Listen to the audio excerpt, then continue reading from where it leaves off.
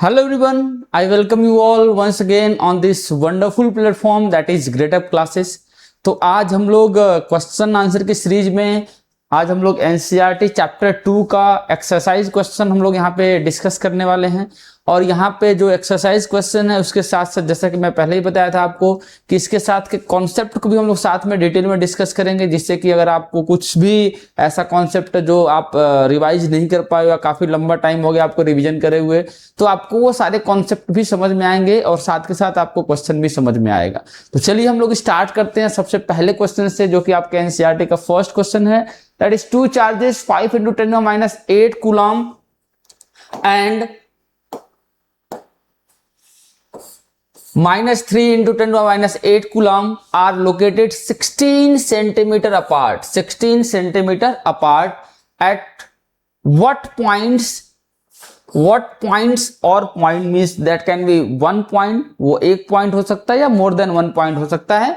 on the line joining 2 charges is the electric potential 0। बोल रहा है कि ऐसे क्या एक पॉइंट या एक से ज्यादा पॉइंट आप कैलकुलेट करो, जितने भी पॉइंट हैं जहां पे आपका इलेक्ट्रिक पोटेंशियल क्या हो रहा है, 0 हो रहा है। Take the potential at infinity to be 0। बोल रहा है कि आपको इन्फिनिटी का, और ऑब्वियसली होता भी है कि इन्फिनिटी पे जो आपका पोटेंशियल होता है क्या होता है, 0 होता है। तो इसका कोई बहुत ज्यादा रोल नहीं है। तो यहाँ पे हम लोग यहाँ पे देखते हैं कि मान लो आपका एक चार्ज ए है, इसकी वैल्यू दे रखी है दैट इज 5 × 10⁻⁻8 कूलम। और एक और चार्ज है यहाँ पे आपके पास, चार्ज बी है, इसकी भी वैल्यू दे रखी है दैट इज -3 × 10⁻8 कूलम। ठीक है, यहाँ पे इसकी जो लाइन है ये, ठीक है, समझ में आ गया। तो यहाँ पे आपको बताना है एक ऐसा पॉइंट, इस लाइन ये जो लाइन ज्वाइन कर रहा है ए बी को यहाँ पे, और इसके बीच का डिस्टेंस है ये दिया हुआ है, the distance between this 2 charges that is also given. ये कितना है, 0.16 मीटर है ना। ऐसा यूनिट में हम लोग लेते हैं, 16 सेंटीमीटर दिया हुआ है तो क्या हो जाएगा, मीटर हो जाएगा। तो अगर आप ध्यान दो यहाँ से, अगर आप ध्यान दो यहाँ पे कि यहाँ पे हमारे पास कौन कौन से ऐसे लोकेशन हैं जहां पे आपका पोटेंशियल 0 हो सकता है। तो अगर हम लोग पोटेंशियल की बात करें तो अगर हम लोग जो ये पॉजिटिव चार्ज है इसके पास रहेंगे तो वहां पे पोटेंशियल क्या रहेगा, इस बड़े चार्ज की वजह से पोटेंशियल ज्यादा रहेगा।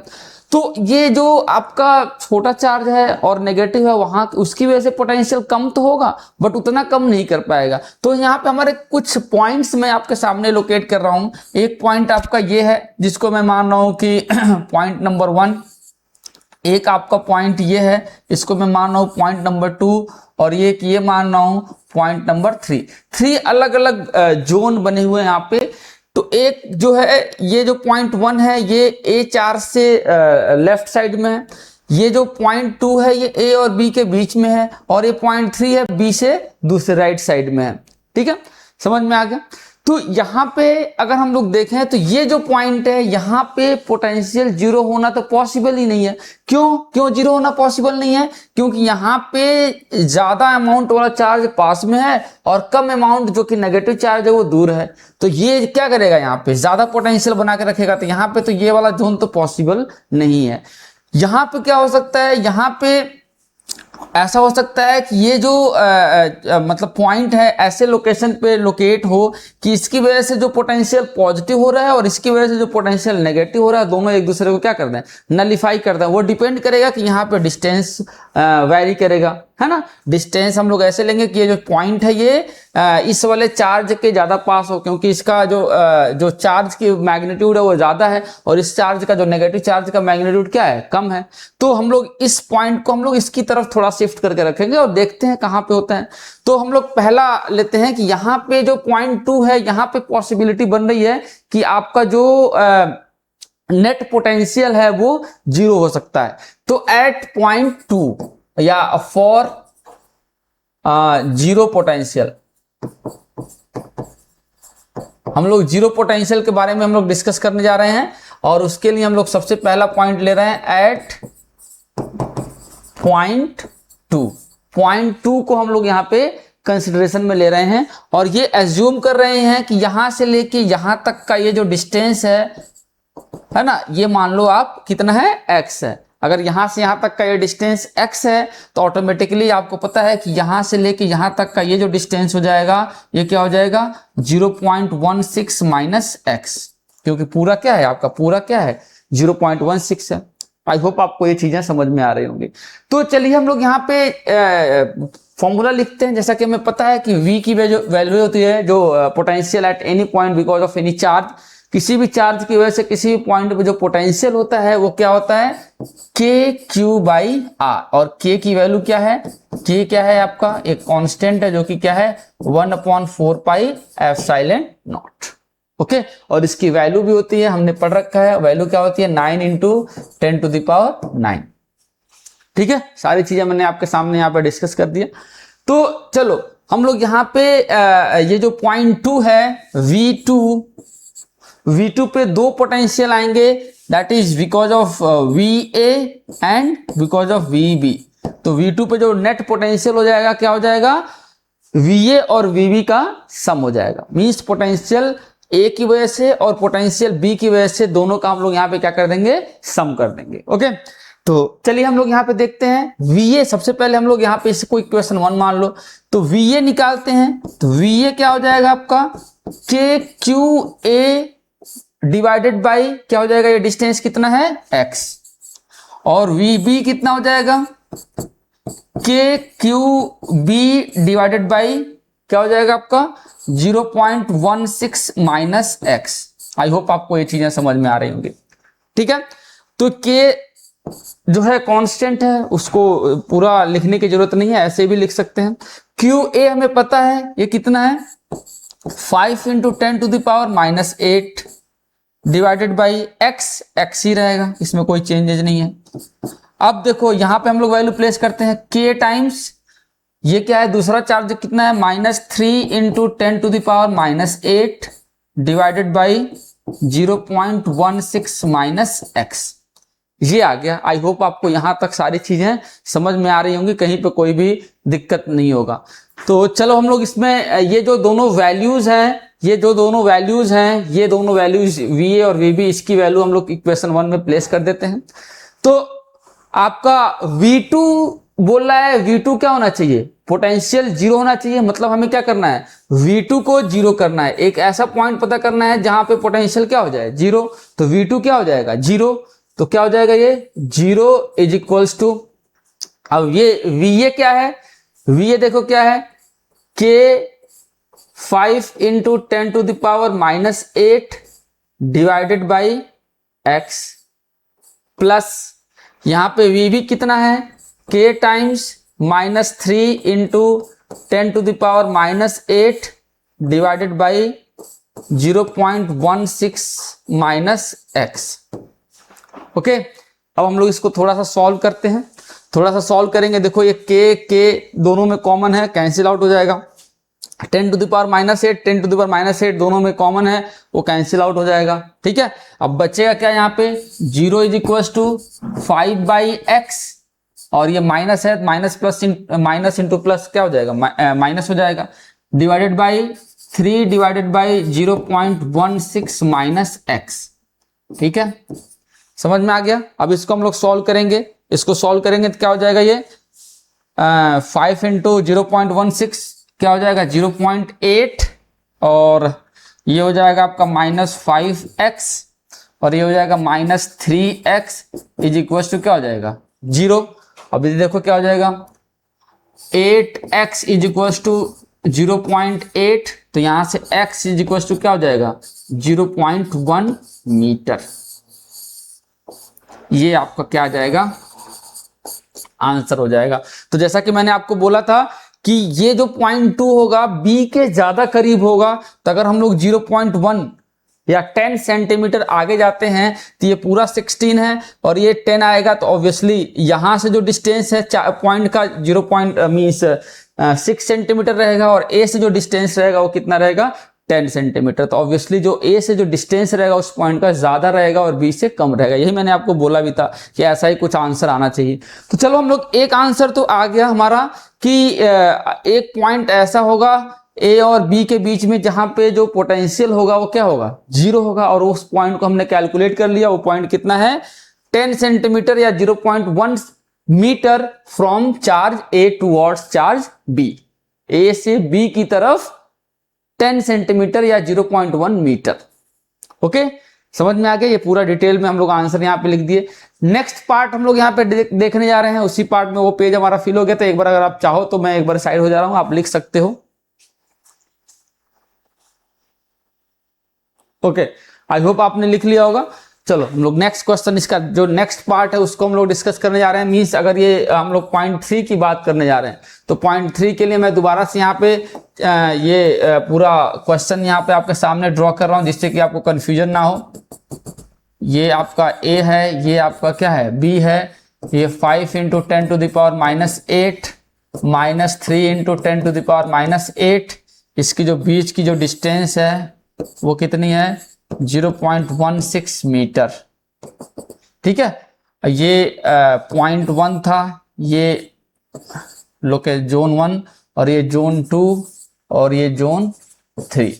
तो हम लोग आ गए जोन 3 में। तो 3 में मैं एज्यूम कर रहा हूं कि मान लो ये पॉइंट ऐसा है जहां पे आपका पोटेंशियल क्या हो जाएगा, जीरो हो जाएगा।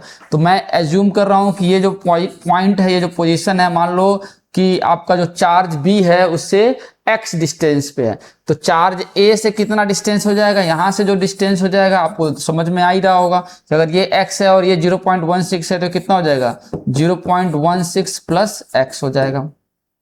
ठीक है, तो हमें क्या करना है, हमें V3 पे VA और VB की वजह से हमें पोटेंशियल निकालना है। और हमें पता है क्वेश्चन में दिया हुआ है कि एक ऐसा पॉइंट बताना जहां पे पोटेंशियल जीरो हो। तो according to the question, according to question के हिसाब से ये देखो दिया हुआ है कि इलेक्ट्रिक पोटेंशियल क्या होना चाहिए, जीरो होना चाहिए। तो क्वेश्चन के हिसाब से हम लोग यहाँ पे क्या प्लेस करेंगे, यहाँ पे क्या प्लेस करेंगे V3 इज इक्वल्स टू 0। ठीक है, V3 को हम लोग 0 प्लेस कर देंगे। VA हमें पता है क्या होगा KQA बाई क्या हो जाएगा, यहां से A के वजह से निकालना है तो ये डिस्टेंस कितना हो जाएगा 0.16 प्लस x, और B की वजह से निकालना है तो KQB डिवाइडेड बाई x, ये हो जाएगा। अब वैल्यू प्लेस कर देते हैं QA और QB की, तो क्या हो जाएगा K ब्रैकेट में 5 into 10 to the power -8 divided by 0.16 plus x plus K times -3 into 10 to the power -8 divided by क्या हो जाएगा x हो जाएगा। ठीक है, तो अब हम लोग अगेन यहाँ पे K और 10 टू द -8 दोनों साइड कॉमन है तो कैंसिल आउट हो जाएंगे।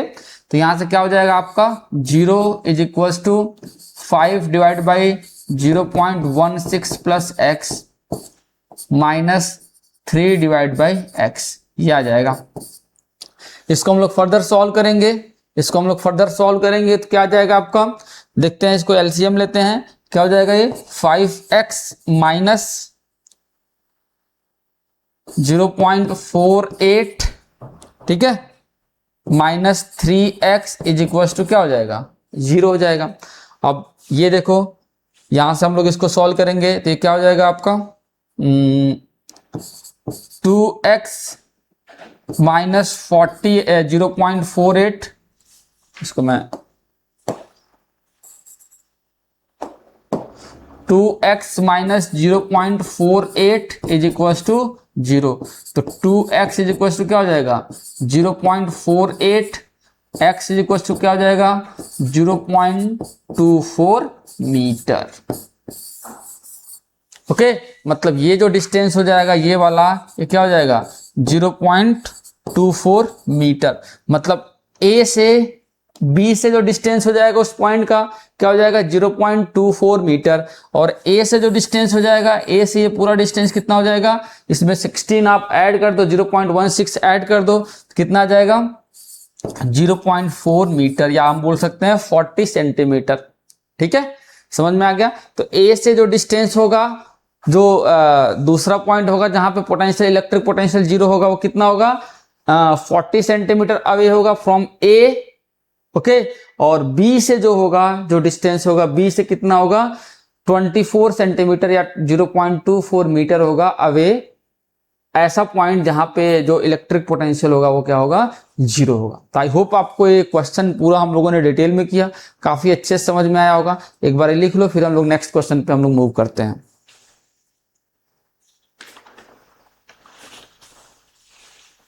ओके, आई होप आपने पॉज करके लिख लिया होगा सारा सोल्यूशन।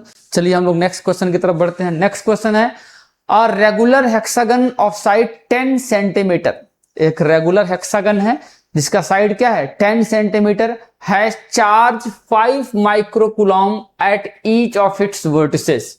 हर एक वर्टिसेस पे चार्ज कितना है 5 microcoulomb. Calculate the potential at the centre of the hexagon. उस हेक्सागन के सेंटर में आपको पोटेंशियल निकालना है। तो ये है आपके पास जो रेगुलर हेक्सागन है, यहां पे मैंने डायग्राम बना दिया जिससे कि आपको प्रॉपर क्लैरिटी आए। तो आप देख सकते हैं कि जो सारे वर्टिसेस हैं, इन सारे वर्टिसेस पे रेगुलर हेक्सागन है, जिनके वर्टिसेस पे 5 माइक्रोकूलम का चार्ज है। तो इस सिचुएशन में जो रेगुलर हेक्सागन होता है, अगर ये आपका साइड जो दिया हुआ है 10 सेंटीमीटर, तो ये भी आपका 10 सेंटीमीटर हो जाएगा, ये भी क्या हो जाएगा 10 सेंटीमीटर हो जाएगा। मतलब इस पॉइंट पे, और ये जो O पॉइंट है जो सेंटर है इसका, और कोई भी एक चार्ज ले लोगे, वहां से जो डिस्टेंस हो जाएगी वो क्या हो जाएगी 10 सेंटीमीटर हो जाएगा। तो हमें निकालना है कि इन सारे चार्ज की वजह से सेंटर पे आपका पोटेंशियल कितना होगा। तो ऑब्वियसली हमें सिंपल पता है कि हर एक की वजह से जो डिस्टेंस है वो क्या है सेम है, चार्ज भी सेम है, तो पोटेंशियल क्या होगा सेम होगा। जो कि हमें पता है कि अगर किसी चार्ज की वजह से किसी पॉइंट पे पोटेंशियल निकालना हो तो KQ/R होता है ना। यहाँ पे Q दिया हुआ है, Q कितना है 5 × 10⁻⁻6 कूलम, और R की वैल्यू दे रखी है कितना है 0.1 मीटर। तो एक की वजह से इतना है, तो टोटल पोटेंशियल एट O क्या हो जाएगा 6 टाइम्स V हो जाएगा। तो क्या हो जाएगा 6 × KQ/R हो जाएगा। अब वैल्यू प्लेस कर देते हैं, 6 टाइम्स K की वैल्यू क्या हो जाएगा 9 × 10⁹, और इसकी वैल्यू क्या हो जाएगा Q की वैल्यू 5 × 10⁻⁻6, और R की वैल्यू दे रखी है वो कितना है 0.1। क्लियर है। तो हम लोग इसको सॉल्व करते हैं, कितना आ जाएगा, मैं डायरेक्ट लिख देता हूं, वैसे आप सॉल्व करके इसकी वैल्यू लिख सकते हो, इतना डिफिकल्ट नहीं है। यह आ जाएगा 2.7 × 10⁴ वोल्ट। ओके, समझ में आ गया। आई थिंक किसी को कोई डाउट नहीं होना चाहिए, सिंपल सा क्वेश्चन है, इजीली हम लोग इसको सॉल्व कर सकते हैं। एक बार आप इसको सोल्यूशन को लिख लो, फिर हम लोग आगे बढ़ते हैं। ओके, आई होप आपने ये सोल्यूशन लिख लिया होगा। चलिए हम लोग नेक्स्ट क्वेश्चन की तरफ बढ़ते हैं। नेक्स्ट क्वेश्चन है आपके स्क्रीन पे है कि 2 चार्जेस 2 माइक्रोकूलम और -2 microcoulomb are placed at point A and B। A and B यहाँ पे मैं कॉमन दे रहा हूं 6 सेंटीमीटर अपार्ट। A और B पे दो चार्जेस रखे हुए हैं 6 सेंटीमीटर अपार्ट हैं। अगर आप देख रहे हो तो दोनों चार्ज इक्वल हैं, ऑपोजिट नेचर के हैं, सेपरेटेड बाय अ डिस्टेंस। तो आपको समझ में आना चाहिए कि ये क्या फॉर्म करेंगे, इलेक्ट्रिक डायपोल फॉर्म करेंगे। अब पूछ रहा है कि identify N equipotential surface of the system. इसमें हमें इक्विपोटेंशियल सरफेस पता करना है, ऐसा सरफेस जहां पे पोटेंशियल क्या हो जाए 0 हो जाए, है ना। तो ऑब्वियसली अगर आप देख पा रहे हो तो दो चार्जेस हैं, है ना, दो चार्जेस हैं, चार्ज A और चार्ज B। तो और दोनों चार्ज सेम है बट ऑपोजिट नेचर के हैं। एक क्या करेगा आपका पोटेंशियल बढ़ाएगा, दूसरा घटाएगा। तो डिस्टेंस क्या होना चाहिए, अगर चार्ज सेम है तो डिस्टेंस भी क्या होना चाहिए सेम होना चाहिए।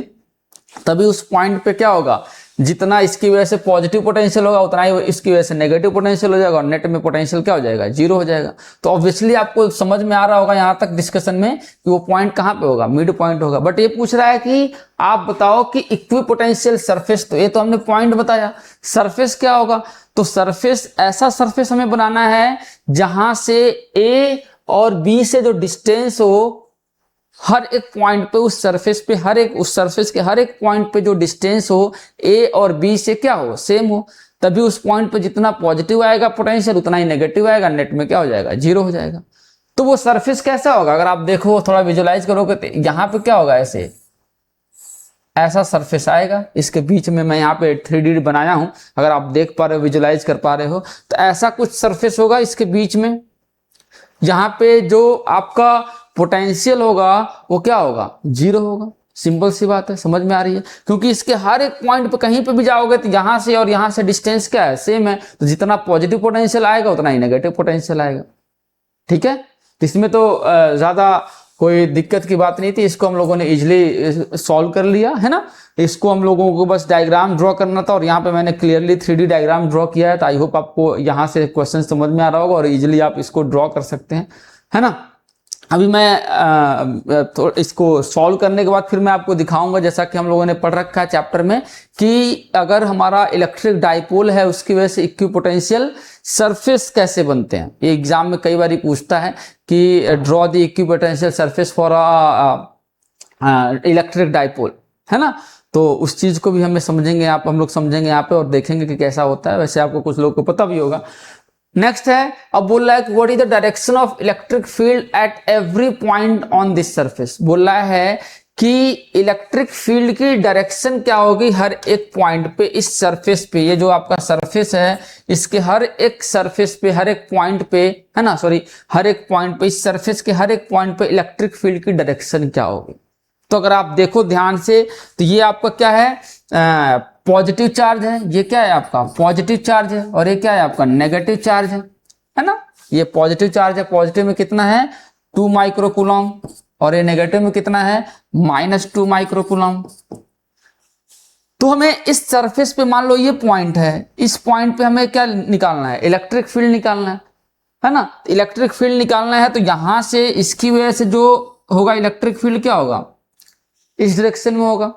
और इसकी वजह से जो इलेक्ट्रिक फील्ड होगा इस चार्ज की वजह से क्या होगा आपका, मैं ये बता रहा हूं। वैसे तो इसका इलेक्ट्रिक फील्ड अलग तरीके से होता है, मैं आपको बताऊंगा भी। तो इस पॉइंट पे जो आएगा, यहां पे मैंने एक पॉइंट लिया तो ऐसा कुछ आएगा, है ना। तो ये इसकी डायरेक्शन ऐसे होगी, नेगेटिव की तरफ। अब देखो, अब इसका कंपोनेंट लेंगे, इसका हॉरिजॉन्टल कंपोनेंट इधर आएगा प्लेन के परपेंडिकुलर, है ना। और इसका भी हॉरिजॉन्टल कंपोनेंट इधर आएगा, बट इसका वर्टिकल कंपोनेंट ऊपर आएगा, सेम आएगा, और इसका ही वर्टिकल कंपोनेंट नीचे आएगा। तो ये दोनों तो आपस में कैंसिल हो जाएंगे, बचा क्या, यही वाला तो बचा, ये हॉरिजॉन्टल वाला, यही वाला बचा। तो क्या है, ये प्लेन के परपेंडिकुलर है और उसकी डायरेक्शन क्या है, नेगेटिव चार्ज की तरफ है ना। समझ में आ रहा है। तो जो आपका इसका आंसर जो हो जाएगा, इसको हम लोग लिख सकते हैं, इसको हम लोग लिख सकते हैं कि आपका जो डायरेक्शन होगा, डायरेक्शन ऑफ इलेक्ट्रिक फील्ड क्या होगा, परपेंडिकुलर टू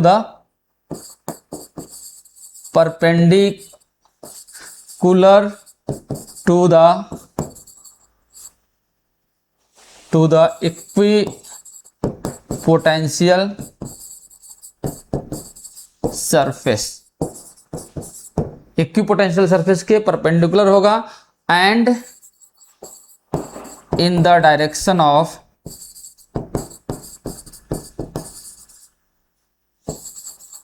charge B और नेगेटिव चार्ज। ओके, समझ में आ गया। तो आपको दिख भी रहा होगा कि जो नेट इलेक्ट्रिक फील्ड है इस इक्विपोटेंशियल सरफेस पे क्या होगा, परपेंडिकुलर होगा, और उसका डायरेक्शन क्या होगा, जो आपका नेगेटिव चार्ज है या जो चार्ज भी है उसकी डायरेक्शन में होगा। तो इतना क्लियरली आप लिखोगे, फिर आपको कोई दिक्कत नहीं आएगी। तो इसको हम लोग जो दूसरा पार्ट है मैं आपको यहाँ पे समझा देता हूँ। तो ये तो हमने डिस्कस कर लिया था कि इक्विपोटेंशियल सरफेस कहाँ बनेगा। आपको ये पता है कि जब हम लोग इलेक्ट्रिक डाइपोल डिस्कस किए थे, आपने पढ़ा भी होगा कि इलेक्ट्रिक डाइपोल के केस में जो आपका इक्विपोटेंशियल सरफेस होता है, ये सारे आपके क्या है, इक्विपोटेंशियल सरफेस है। ये सारा आपका क्या है, इक्विपोटेंशियल सरफेस है। और ये आपको जो ब्लू लाइन से दिख रही हैं, ये क्या है, आपकी इलेक्ट्रिक फील्ड लाइंस हैं। तो यहाँ पे जो हम लोगों ने ड्रॉ किया था, ये एकदम से सेंटर में किया था, है ना। इक्विपोटेंशियल सरफेस अगर आपका two equal and opposite charges है तो सेंटर में कैसा होगा, तो सेंटर में कैसा होगा, एक आपका प्लेन आएगा, है ना, परपेंडिकुलर होगा, ये दोनों लाइन ज्वाइनिंग लाइन है इनके क्या होगा, परपेंडिकुलर होगा। और यहाँ पे आप देख पा रहे हो, तो यहाँ पे अगर हम लोग कोई भी प्लेन लेंगे, यहाँ पे अगर हम लोग कोई प्लेन ले भी रहे हैं तो अगर आप देख पा रहे हो तो यहाँ पे जो इलेक्ट्रिक फील्ड है वो क्या है, परपेंडिकुलर है, और उसका डायरेक्शन क्या है, नेगेटिव चार्ज की तरफ है। क्लियर है, समझ में आ रहा है। तो यहां से भी हम लोग जो प्रीवियस जो आपका सामने जो क्वेश्चन नंबर 3 है इसको हम लोग इजिली डिस्कस कर सकते हैं, समझ सकते हैं। ठीक है, समझ में आ रहा है। तो आई होप आपको ये सारा डिस्कशन समझ में आया होगा। तो आप एक बार अगर ये इसका पूरा आपको लिखना है तो लिख सकते हो, है ना। ज्यादा डिस्कशन तो हमने ऑलरेडी कर रखा है। ओके, तो चलिए हम लोग नेक्स्ट क्वेश्चन की तरफ हम लोग मूव करते हैं। नेक्स्ट क्वेश्चन है आपके स्क्रीन पे, a spherical conductor of radius 12 centimeter has charge 1.6 into 10 to the minus 7 coulomb distributed uniformly on its surface। बोल रहा है कि एक आपका कंडक्टर है, मैं इसका कलर चेंज कर देता हूं, एक कंडक्टर है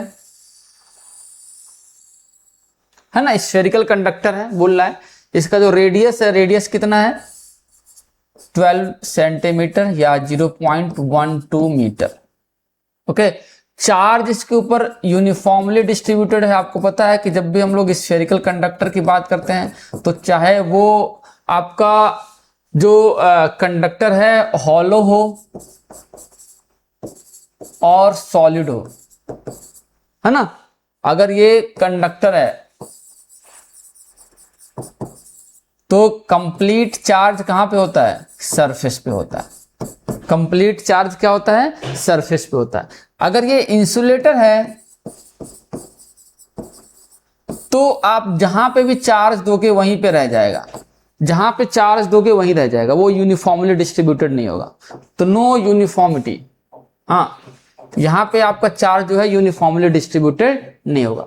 ओके, तो चलो हम लोग यहाँ पे देखते हैं, यहाँ पे जो चार्ज की जो वैल्यू है that is given, that is 1.6 into 10 to the -7, हाँ, coulomb.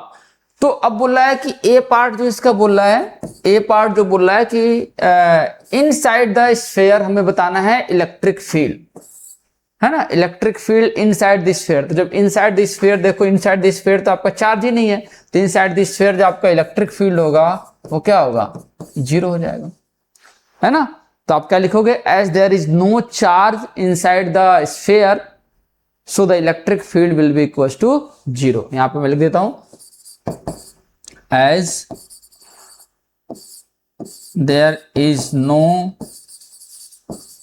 Charge inside the sphere so E becomes equals to 0। समझ में आ गया। ये किसके केस में है, कंडक्टिंग हॉलो और सॉलिड स्फीयर के केस में, क्योंकि कंडक्टिंग हॉलो और सॉलिड स्फीयर के केस में हम लोग ये एज्यूम करते हैं कि पूरा का पूरा चार्ज कहां पे है, सरफेस पे आ जाता है। ठीक है, बट अगर ये इंसुलेटर होगा तब यहां पे अंदर की तरफ E0 नहीं होगा। अगर ये इंसुलेटर होगा तब अंदर इनसाइड द स्फीयर, अगर ये सॉलिड स्फीयर है, इनसाइड स्फीयर अगर ये इंसुलेटर है तब इनसाइड जो होगा वो इलेक्ट्रिक फील्ड वहां पे 0 नहीं होगा। इस चीज को आपको समझना है, कंडक्टर होगा तभी 0 होगा, इंसुलेटर होगा तब 0 नहीं होगा।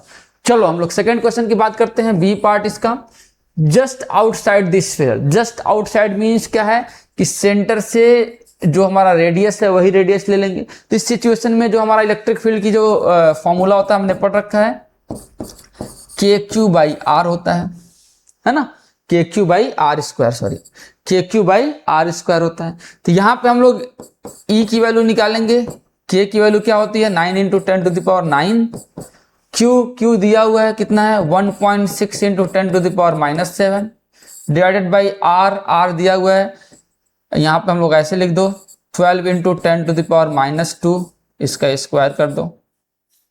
ठीक है, इसको हम लोगों ने मीटर में कन्वर्ट कर लिया। अब देखो इसको हम लोग क्या लिखेंगे, 9 into 1.6 into 10 to the power, यहां पे हम लोग लिख देते हैं 9 और ये यहाँ पे आ जाएगा -7, इसका ये 9 आ जाएगा 10 की पावर में और -7 आ जाएगा, और यहाँ से 10 टू द पावर -4 आएगा, वो ऊपर जाएगा तो +4 हो जाएगा। ठीक है, डिवाइडेड बाई यहाँ से क्या आ जाएगा 12 इंटू 12। ओके, अब देखो यहाँ से क्या आ जाएगा आपका, इसको आप कैंसिल आउट करोगे और इसको सॉल्व करोगे, इजीली कैंसिल आउट हो जाएंगे सारे, है ना। इसको सॉल्व करोगे तो जो इसकी जो वैल्यू आ जाएगी, वैल्यू मैं डायरेक्ट लिख देता हूँ, ये आ जाएगा आपका E की वैल्यू आ जाएगी 1 into 10 to the power 6 newton पर कूलम आ जाएगा।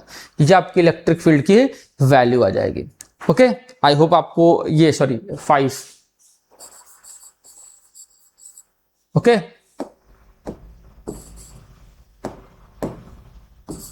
One into 10 to the power 5 newton पर कूलम, ये आपका आंसर हो जाएगा। इसका बी पार्ट देखते हैं, सी पार्ट देखते हैं। सी पार्ट क्या है, अगेन बोल रहा है कि इलेक्ट्रिक फील्ड आपको निकालना है कहां पे, 18 centimetre from the centre of the sphere.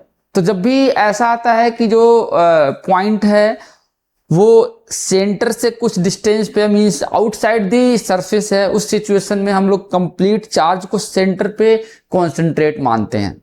ठीक है, वैसे तो चार्ज आपका सरफेस पे डिस्ट्रीब्यूटेड होता है, बट ऐसा नहीं करेंगे कि यहाँ पे 18 सेंटीमीटर है तो हम लोग यहाँ से डिस्टेंस ले, नहीं, ऐसा नहीं करेंगे। हम लोग डिस्टेंस पूरा यहीं से लेंगे, सेंटर से, क्योंकि हम लोग जितना भी चार्ज है इस सिचुएशन में हम लोग ये मानते हैं कि पूरा का पूरा चार्ज कहाँ पे है, सेंटर में कॉन्सेंट्रेटेड है। एज्यूम करते हैं, बट एक्चुअल में होता नहीं है।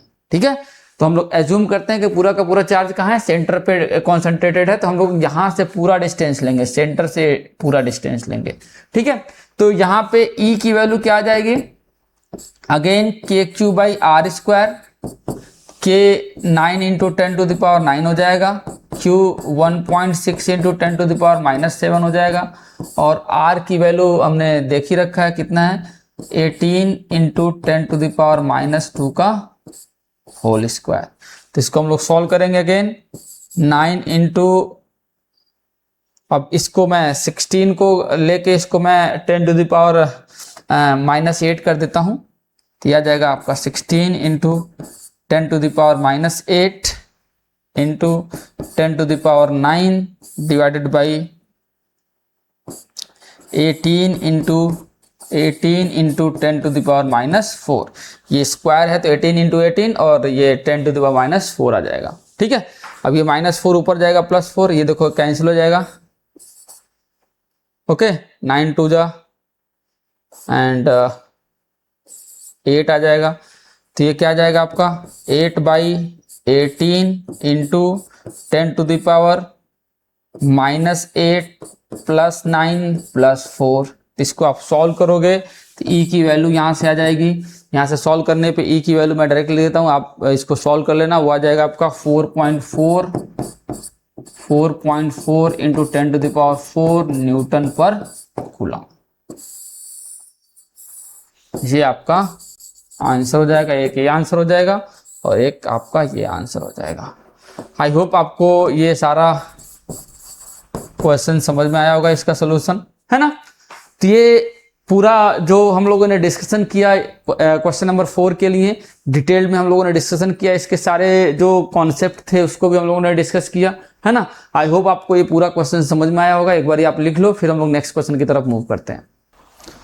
ओके, उम्मीद करता हूं आपने लिख लिया होगा।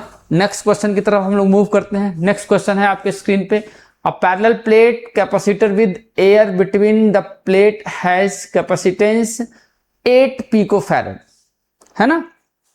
पैरेलल प्लेट कैपेसिटर है ना। इसका जो कैपेसिटेंस है C दिया हुआ है, इसके बीच ये डिस्टेंस दिया हुआ है कि विद एयर, इसके बीच में क्या है, एयर है। एक कैपेसिटर है आपका, ये क्या है, इसके बीच में क्या है, एयर है। ठीक है, और यहाँ पे डिस्टेंस दिया हुआ है D है, इसका कैपेसिटेंस दिया हुआ है C की वैल्यू क्या है, 8 पिको फैरेड, ये दिया हुआ है। ठीक है, आई होप आपको समझ में आ रहा होगा।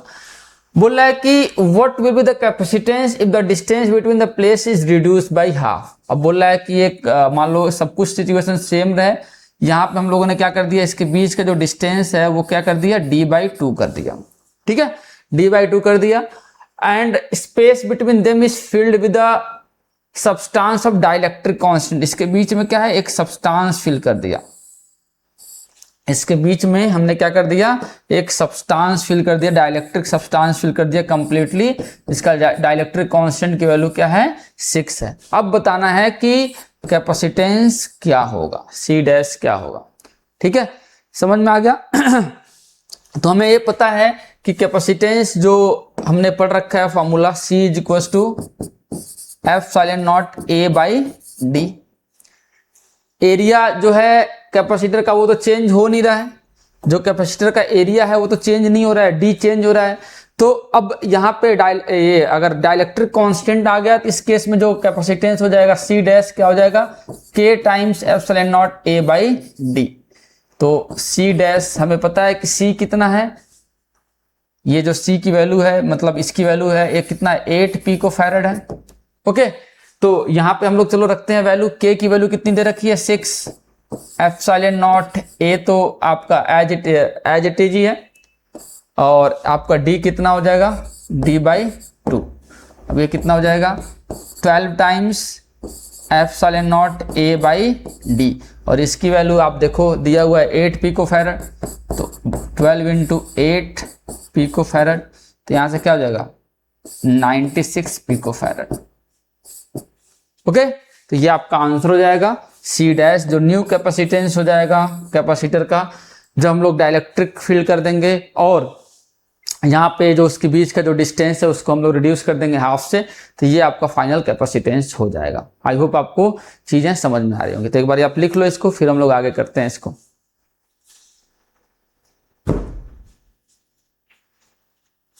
ओके, आई होप आपने लिख लिया होगा। नेक्स्ट क्वेश्चन की तरफ मूव करते हैं। नेक्स्ट क्वेश्चन है यहाँ पे आपके सामने, 3 capacitor each of capacitance 9 picofarad are connected in series. 3 capacitors हैं,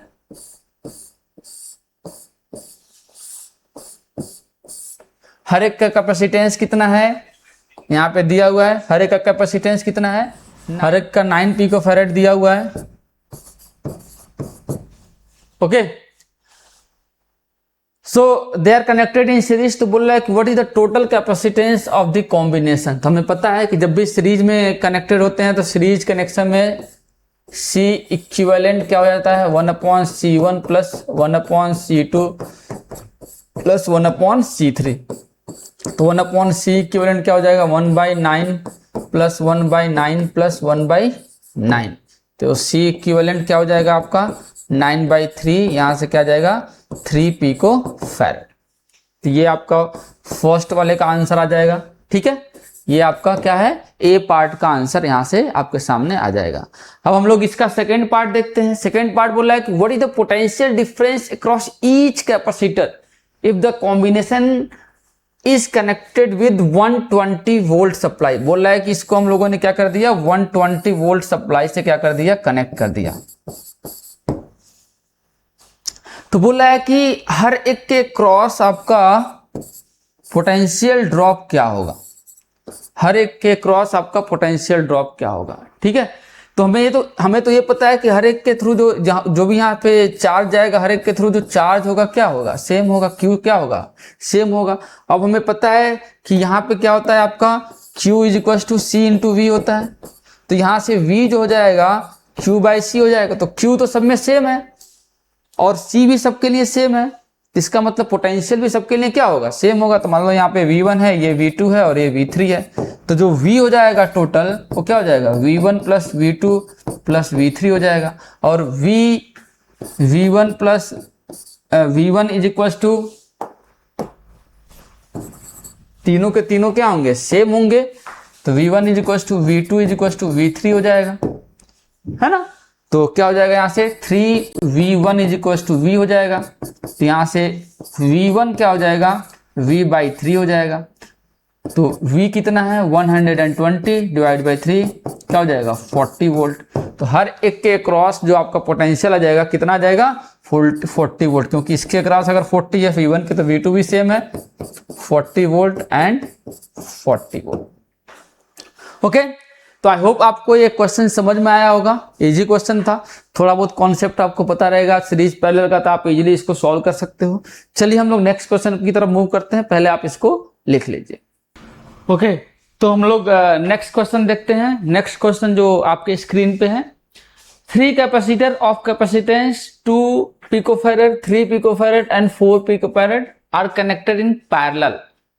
3 कैपेसिटर्स हैं, यहाँ पे मैं ड्रॉ कर रहा हूं।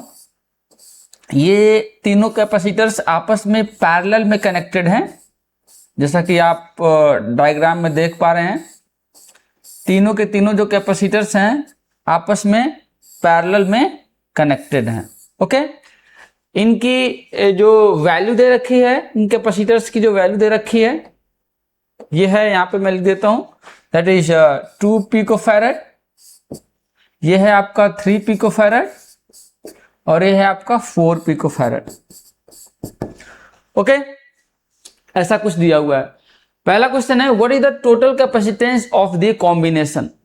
तो जैसा कि हमें पता है कि पैरेलल प्लेट, जब कैपेसिटर पैरेलल में कनेक्टेड होते हैं, उस केस में जो आपका इक्विवेलेंट कैपेसिटर होता है, C equivalent, that is C1 plus C2 plus C3।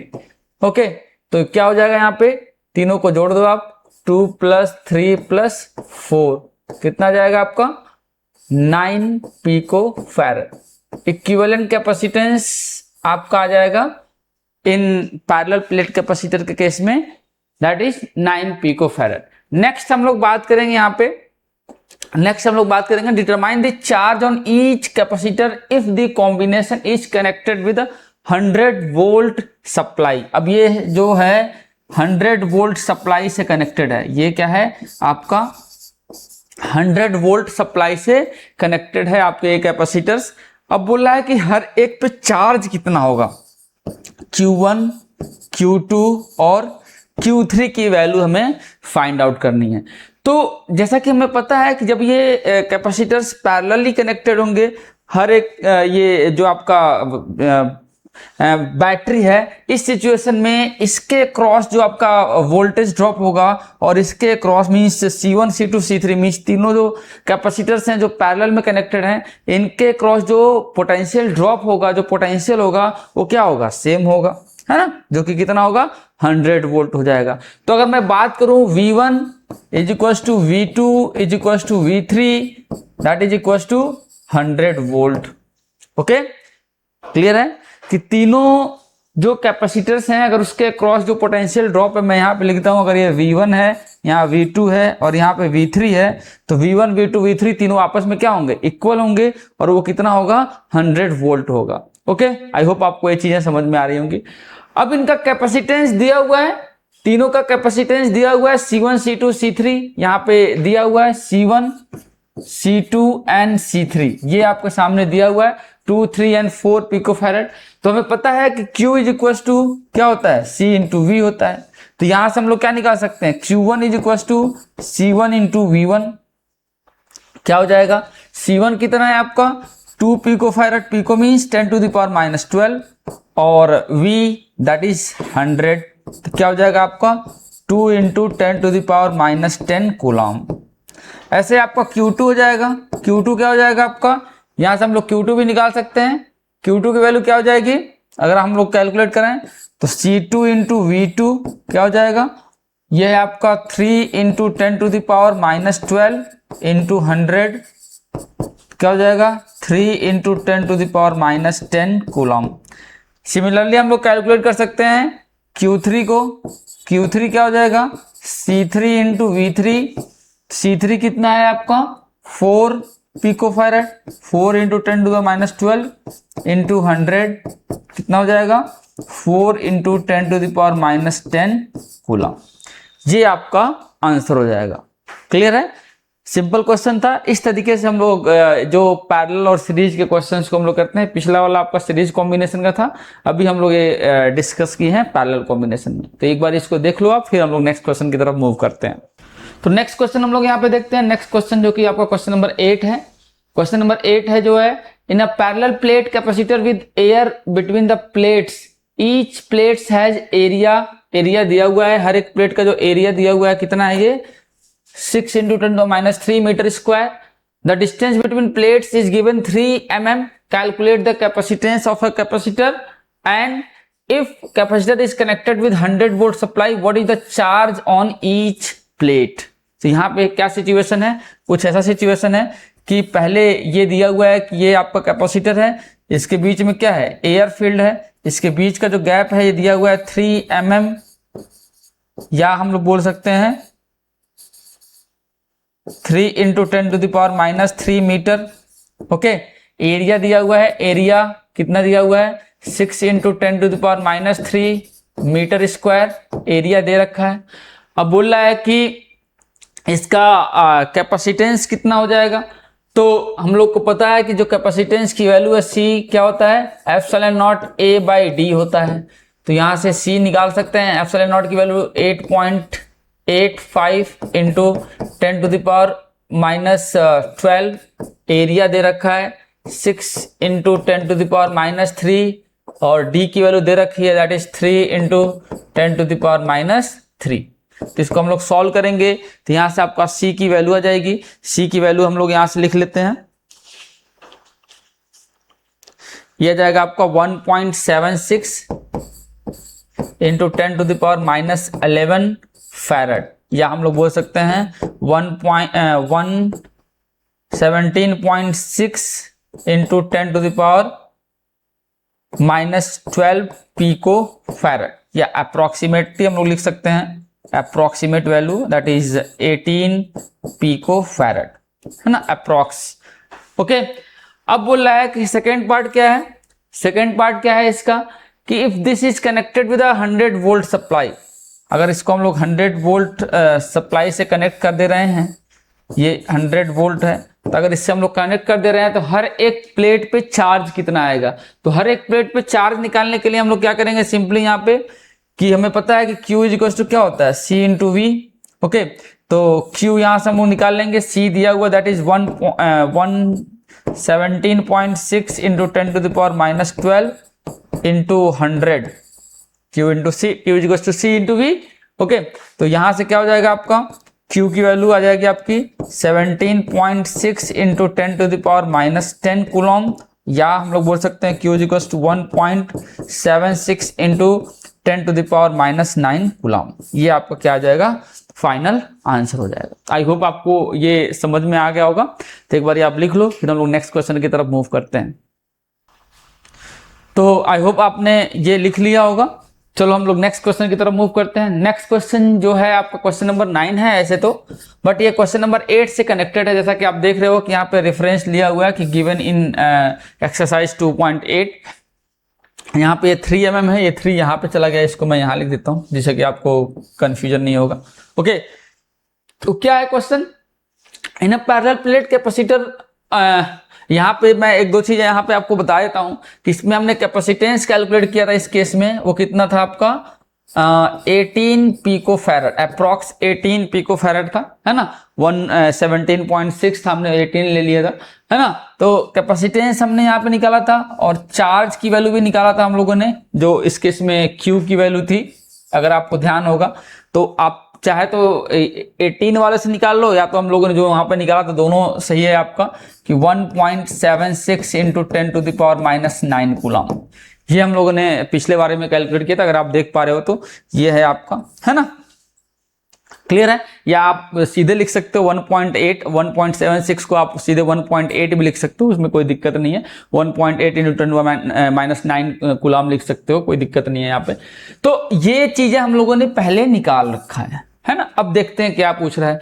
Explain what would happen if the capacitor given in exercise 2.8, है ना, 3 mm थिक माइका शीट, बोल रहा है कि 3 mm थिक जो माइका शीट है जो कि आपका डाइलेक्ट्रिक है, उसका कांस्टेंट दिया हुआ है K = 6, ये दिया हुआ है। Were inserted between the plate, plate के बीच में हम लोगों ने क्या कर दिया, माइका शीट को इंसर्ट कर दिया। कुछ ऐसा सिचुएशन है कि एक आपका पैरेलल प्लेट कैपेसिटर है, इसके अंदर इन्होंने पूरा फुल्ली माइका शीट को इंसर्ट कर दिया, है ना, पूरा फुल्ली माइका शीट को इंसर्ट कर दिया। एंड ऑब्वियसली इसका भी जो थिकनेस हो जाएगा क्या हो जाएगा, 3 mm हो जाएगा। और इसकी K की वैल्यू दे रखी है यहाँ पे K = 6, क्लियर है? आई होप आपको ये दिक्कत नहीं आ रही होगी। अब बोल रहा है कि दो सिचुएशन में हमें कैपेसिटेंस के बारे में बताना है, या आपका जो मतलब मेनली ये बोल रहा है कि क्या होगा।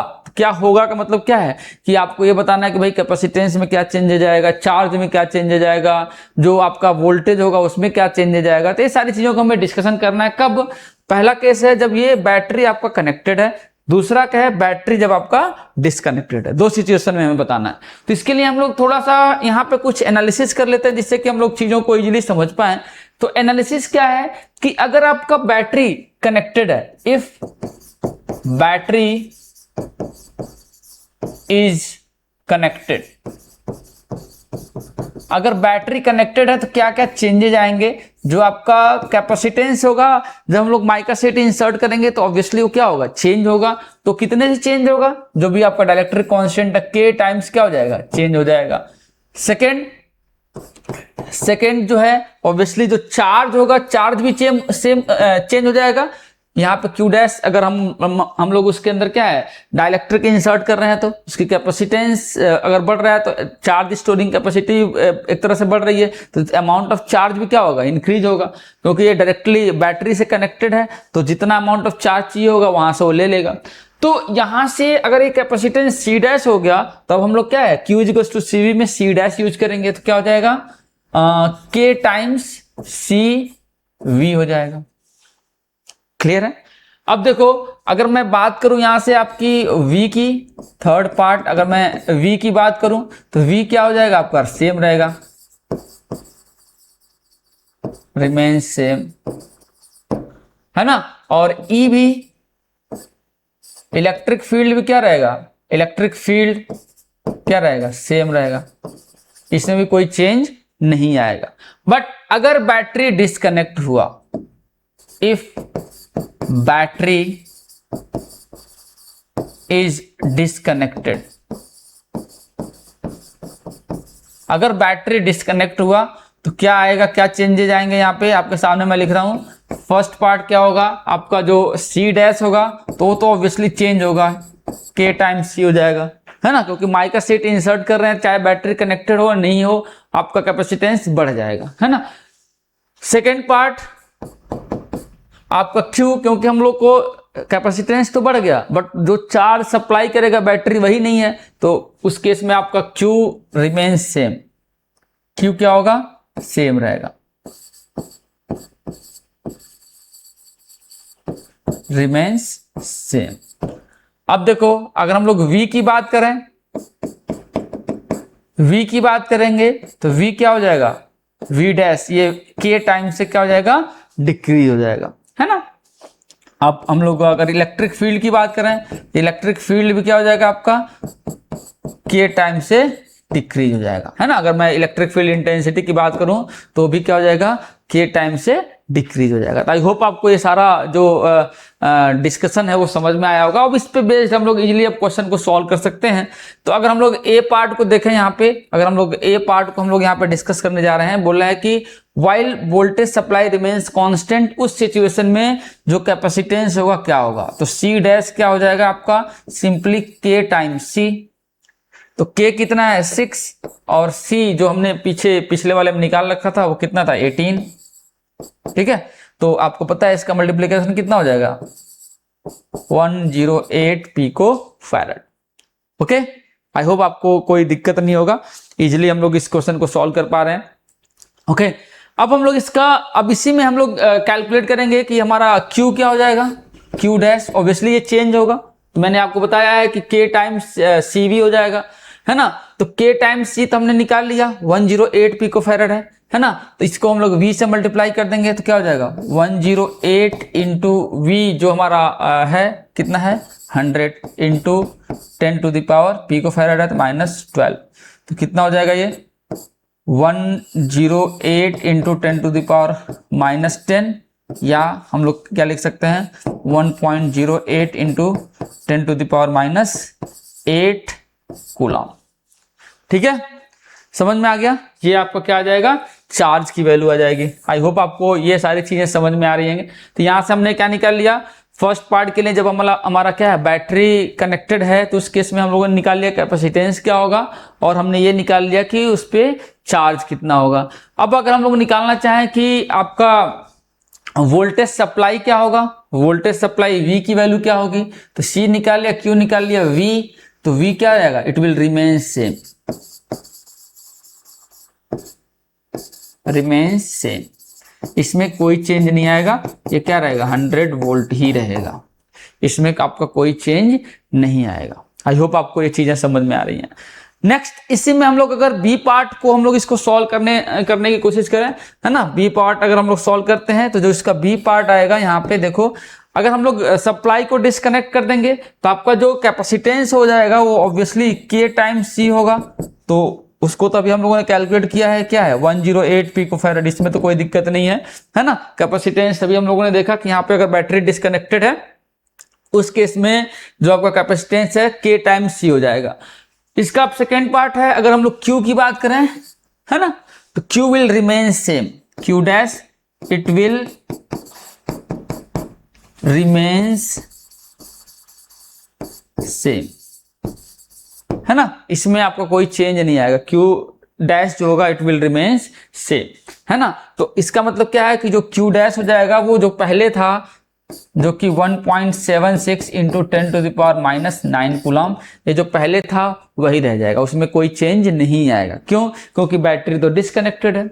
अब हम लोग बात करें कि वोल्टेज का V क्या हो जाएगा, आपका के टाइम से डिक्रीज हो जाएगा, V डैश, अभी हमने बताया यहाँ पे जब डिस्कनेक्टेड होगा तो के टाइम से डिक्रीज हो जाएगा, तो पहले कितना था 100, अभी कितना होगा डिवाइड बाय 6, है ना, के की वैल्यू क्या है 6 है, तो कितना हो जाएगा 6 1 जा 6, 4 बचा 16.67 वोल्ट।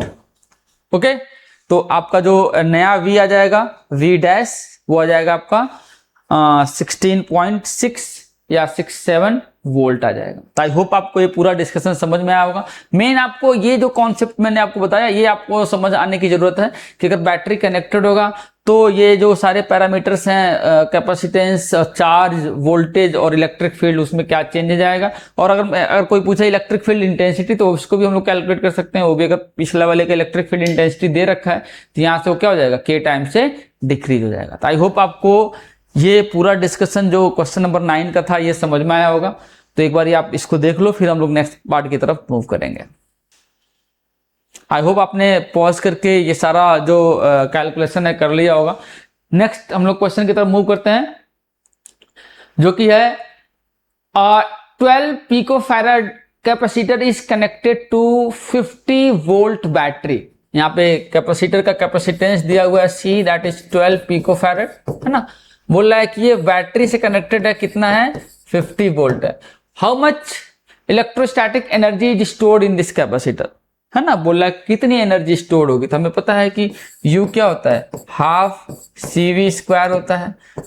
हाफ C की वैल्यू दे रखी है 12 इंटू 10⁻⁻12, V की वैल्यू दे रखी है 50, तो क्या हो जाएगा 50 इंटू 50 स्क्वायर का मतलब यही होता है ना। अब इसको हम लोग U को सॉल्व कर लेंगे, तो U को सॉल्व करेंगे तो आपका आ जाएगा 1.5 इंटू 10⁸ जूल। ओके, तो आई होप आपको ये छोटा सा क्वेश्चन है समझ में आया होगा। सिंपल, आपको अगर फॉर्मूला पता है कि U = हाफ CV² है तो इसको हम लोग इजिली सॉल्व कर सकते हैं। तो एक बार देख लो पॉज करके। चलो, तो हम लोग नेक्स्ट क्वेश्चन की तरफ मूव करते हैं। क्वेश्चन नंबर 11 जो कि आपके स्क्रीन पे है।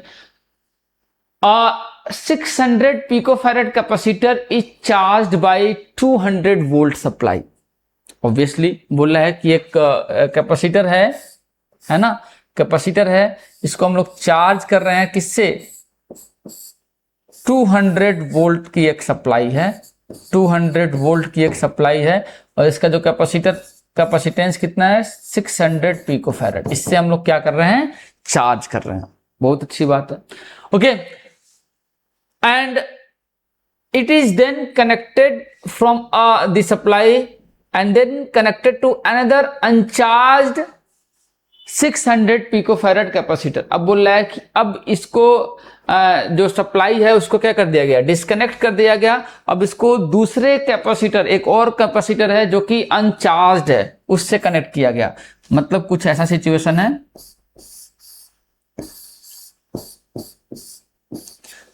है ना, इसको भी कैपेसिटर से कनेक्ट कर दिया गया। तो पिछले वाले का भी था 600 पिकोफैरेड, अभी भी क्या है ये 600 picofarad.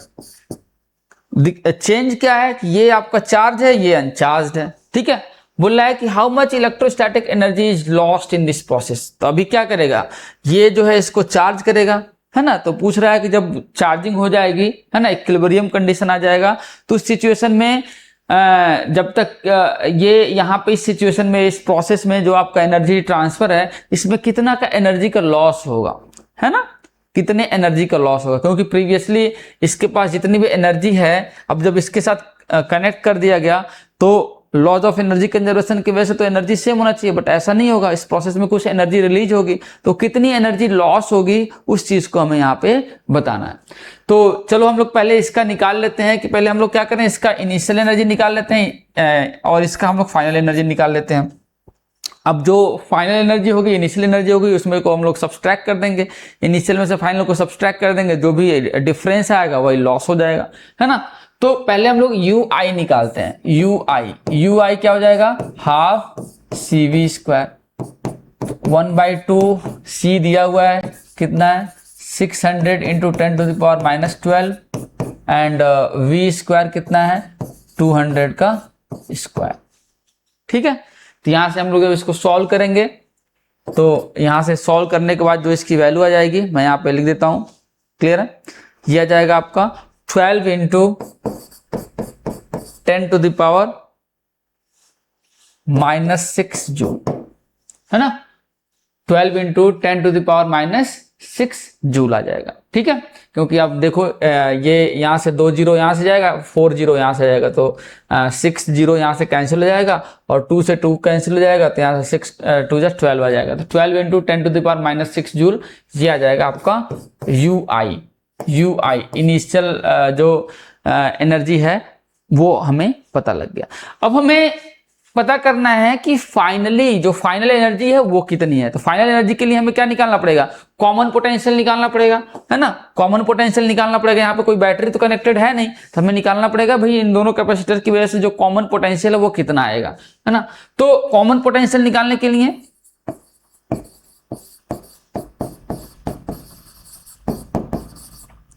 Common potential V final, है ना, क्योंकि इसके लिए तो पहले तो V दिया हुआ था, तो हम लोग सीधे half C V square place कर दिया, है ना।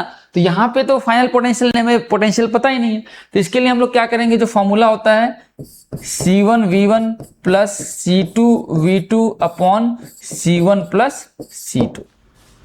तो यहां से कॉमन पोटेंशियल क्या हो जाएगा, VF is equal to C1 दिया हुआ है 600 इंटू 10 टू -12 पिकोफैरेड है, V1 कितना है 200 प्लस C2 जो भी है, V2 तो 0 है, divided by C1 plus C2 600 plus 600 into 10 to the power -12।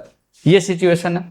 अब देखो यहां से क्या हो जाएगा आपका, यह आ जाएगा आपका 600 into 200 into 10 to the power -12 divided by 1200 into 10 to the power -12।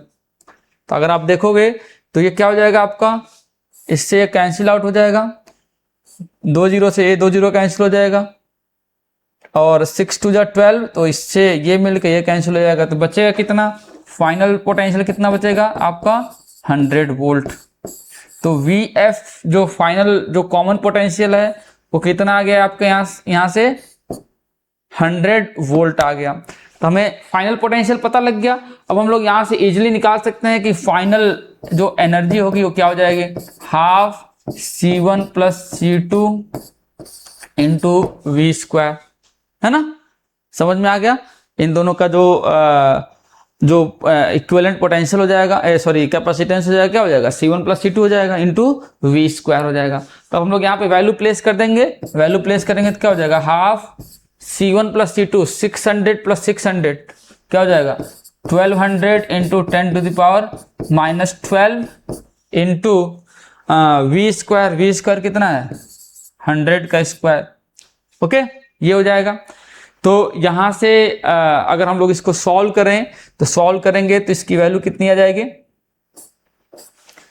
यहां से ये आ जाएगा आपका 6 इंटू 10⁻⁻6 जूल आ जाएगा, है ना। तो फाइनल एनर्जी आपकी ये आ गई, इनिशियल एनर्जी हमने ये कैलकुलेट कर रखा है। तो लॉस इन एनर्जी क्या हो जाएगी, जो एनर्जी का लॉस होगा वो क्या हो जाएगा, लॉस इन एनर्जी क्या हो जाएगा, UI माइनस UF। और ये देखो 12 इंटू 10⁻⁻6 है और ये 6 इंटू 10⁻⁶ है, तो क्या हो जाएगा 6 इंटू 10⁻⁻6 जूल। ये आपका क्या हो जाएगा, फाइनल आंसर हो जाएगा।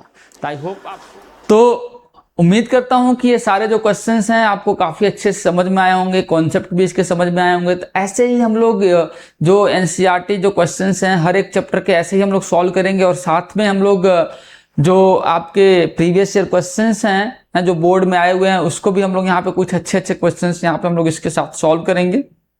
तो आप ऐसे ही साथ में क्वेश्चंस को प्रैक्टिस करते रहिए और अपने कॉन्सेप्ट को बिल्डअप करते रहिए, जिससे कि आप बोर्ड एग्जाम में वो और आने वाले कॉम्पिटिटिव एग्जाम में भी आप अच्छा स्कोर कर पाएं और अपना फ्यूचर ब्राइट कर पाएं। चलिए हम लोग मिलते हैं नेक्स्ट क्लास में, बाय बाय।